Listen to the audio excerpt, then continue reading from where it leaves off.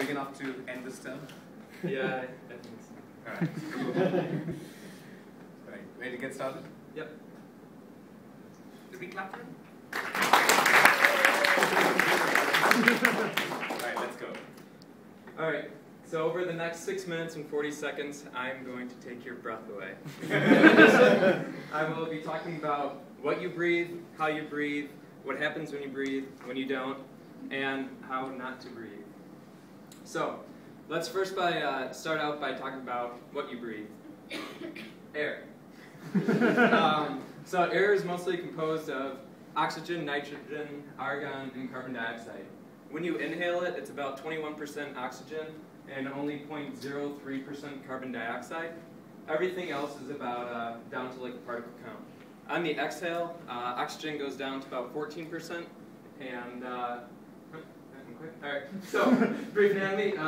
Air goes through your nose, into the trachea, down into the bronchiole, where it branches out into the bronchioles, and into these small sacs called alveoli, where oxygen is exchanged with carbon dioxide, and goes in your blood. So those small pin-sized alveoli, even though they're so small, if you were to take the surface area of all of them, they'd be about 70 meters squared, which is roughly the size of a tennis court. If you took all the airways in your lungs and stretched them out, they'd be about 1,500 miles. So, in case you haven't noticed already, your lungs are pretty cool. Like any other cell in the body, they have the ability to regenerate. So if you're a smoker once and you decide to stop, within 7 or 8 years you can have lungs just about normal, theoretically. In addition, if you have weak lungs and you can't breathe that well, you can actually train your lungs to become stronger. So, do you have weak lungs or strong lungs? We're going to do an exercise now. Everyone needs to put one hand up in the air and close your nose with the other hand. And at the turn of this slide, everyone take a deep breath and hold it in for as long as you can. And when you can't hold it anymore, put your arm down and breathe normally. So, ready? Go. Now, some inspiration to keep you guys going and hold it longer. We'll start out with the pearl diver.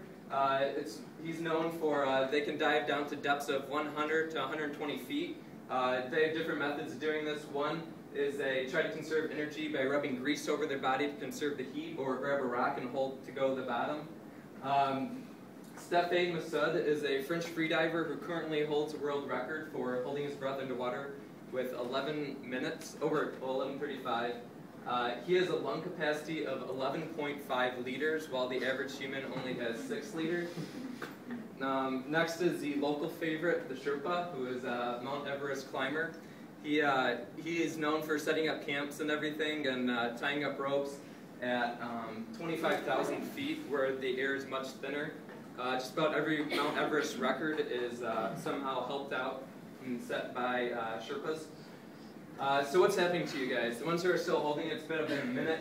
Your chest is probably convulsing a little bit. You're wanting to breathe. What's happening is the carbon dioxide is not getting removed in your lungs, and it's building up in your bloodstream, which is causing a decrease in the pH, and it's signaling electronic response to your diaphragm to breathe, breathe, breathe, which you're fighting. If you're underwater right now, you'd be experiencing a mammalian diving reflex, which as soon as your skin touches water, your heart rate automatically drops. And then, in addition, your blood vessels constrict so that air is sent to your brain, heart, and lungs.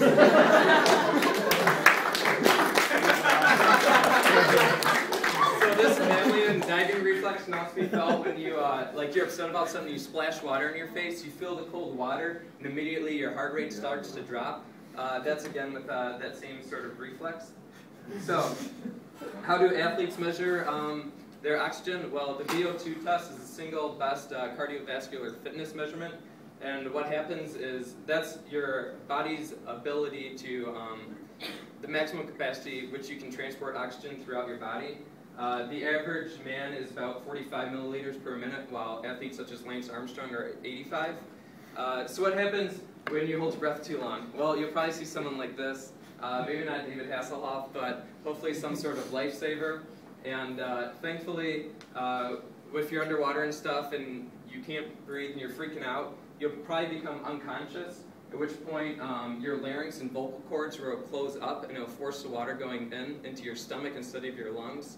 and at which point you still have a good chance of being saved. And even with cardiac arrest, I think the brain can still go 6 minutes without oxygen. So what can you do to hold your breath longer? Well, during some of those competitions, what they do is they try hyperventilating to get rid of all the CO2 in your body. But usually when you do that, you either pass out or you become really dizzy and cramped. So the rest of us are just stuck with exercising or living in a pod or at elevation. So what can you do with awesome lungs? Once you get them, you can win 14 gold medals, win the Tour de France 7 times, climb mountains, or probably more practical for the rest of us, you can hold your breath from the B1 office to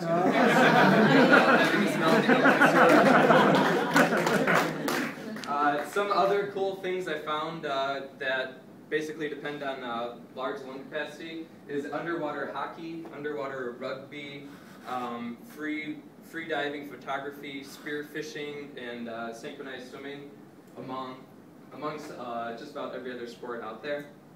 So, in conclusion, promote clean air, exercise, have fun in the water, but be safe. Learn CPR if you don't know it already, or how to swim if you don't. You can ask Mahadev, who knows how to swim now, for lessons. And that's about it. Thank you. Any questions?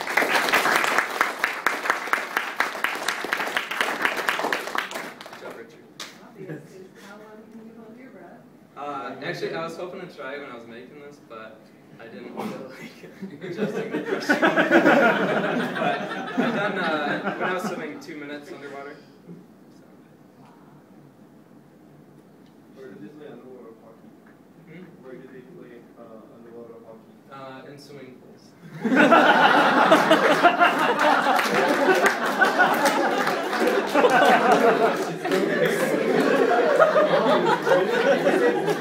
Was it planned that Richard had to hold his breath for that long? No, it was just a little extra. Especially seeing him up here where his face started going red and his eyes started shrinking a little bit more. So you were genuinely trying? Yeah. Or I thought that was like some strange synchronization. Some of the Americans ganging up. Is it true that you can hold breath longer outside the water than once you get in? So, outside of the water, you don't have the water pressure on your lungs.